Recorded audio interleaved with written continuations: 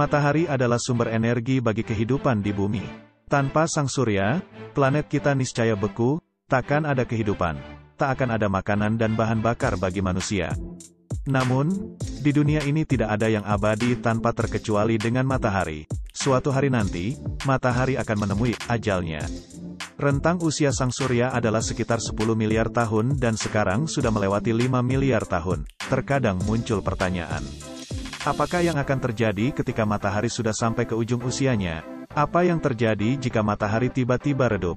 Secara perlahan, bahan bakar matahari, atau hidrogen, bisa habis. Saat sang surya menjelang sekarat, gravitasi akan memaksa matahari luruh ke intinya, membakar hidrogen yang tersisa, dan membuatnya menjadi raksasa merah. Dikutip dari listiverse.com pada Kamis, tanggal 24 Agustus tahun 2017, ketika semua hidrogen di matahari sudah lenyap semuanya, maka dimulailah saat-saat kematian bintang terdekat bumi tersebut. Berikut adalah 5 hal mengerikan yang terjadi ketika matahari mati. Namun bagi kalian yang baru pertama kali berkunjung di channel ini, jangan lupa untuk subscribe, like, share, and comment, supaya channel ini bisa berkembang.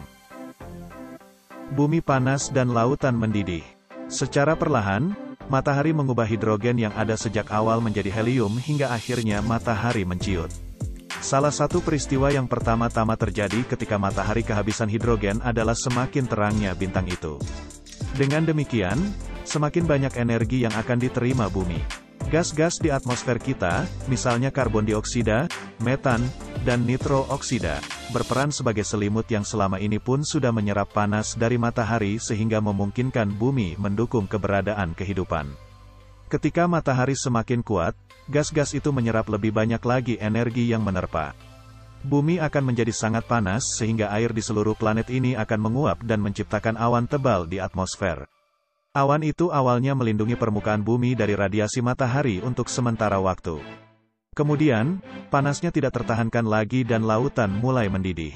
Pada saat itu, tidak mungkin lagi ada kehidupan di bumi.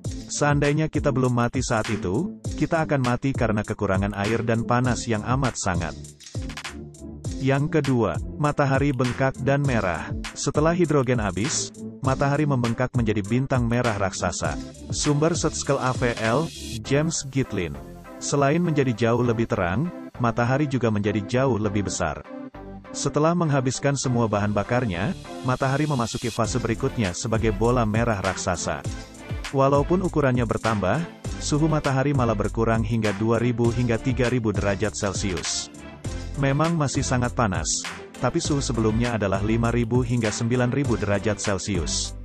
Untuk diketahui, tidak semua bintang mengalami nasib seperti itu. Beberapa bintang lebih kecil yang dikenal sebagai si kerdil merah malah sedemikian lemahnya sehingga langsung lenyap setelah menghabiskan semua bahan bakarnya. Bintang-bintang biru dan putih berukuran terlalu besar sehingga menggabungkan dulu unsur-unsur beratnya membentuk inti besi, lalu menjadi supernova. Setelah menggabungkan helium yang terbentuk, matahari tidak mampu melakukan hal yang sama dengan karbon sehingga menjelma menjadi kerdil putih dan ukurannya menjadi jauh lebih kecil daripada matahari awalnya.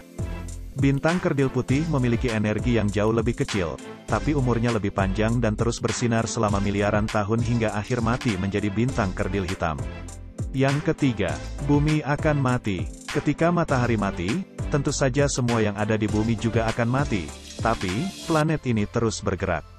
Saat memasuki tahapan raksasa merah, matahari membengkak hingga 3/4 jarak matahari ke bumi. Namun demikian, bumi tidak serta-merta gosong. Ketika matahari membengkak mendekati bumi, maka tarikan gravitasi bumi dan planet-planet sekitarnya justru melemah sehingga planet-planet itu berpilin menjauh dari matahari menuju orbit yang lebih aman. Kecuali tentunya Merkurius dan Venus yang sudah tertelan pembengkakan matahari. Tentu saja segala bentuk kehidupan di bumi sudah habis pada saat itu. Sebaliknya, kehidupan mungkin muncul di planet-planet lain. Dua planet besar, Jupiter dan Saturnus, memiliki banyak bulan yang mungkin bisa didiami. Misalnya, Europa dan Ganymede yang sama-sama mengandung es. Sepertinya memang tidak bisa didiami, tapi dengan penambahan ukuran matahari, mungkin cukup panasnya untuk menghangatkan es dan menciptakan lingkungan hidup berkelanjutan bagi bentuk kehidupan yang bentuknya lebih familiar seperti yang ada di bumi. Yang keempat, segala bentuk kehidupan di bumi akan binasa. Kehidupan mungkin muncul di tempat lain, tapi pastinya bukan lagi di bumi.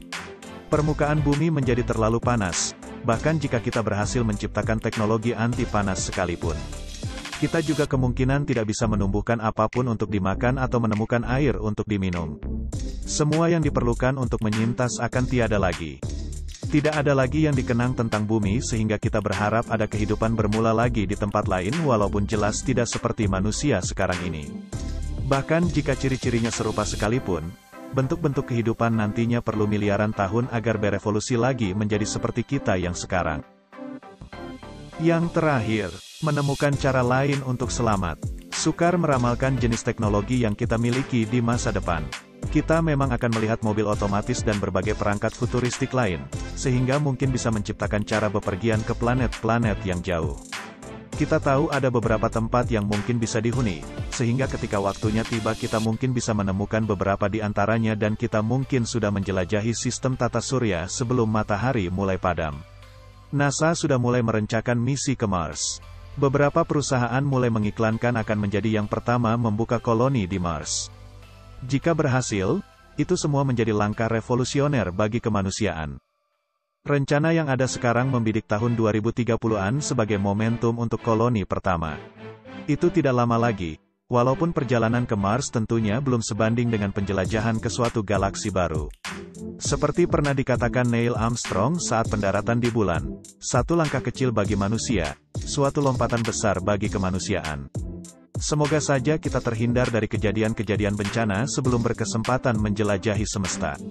Yang jelas, daya pikir kita mampu membawa kita pergi jauh daripada yang kita bayangkan sekarang. Sampai di sini dulu video kali ini, semoga menambah wawasan bagi kita semua.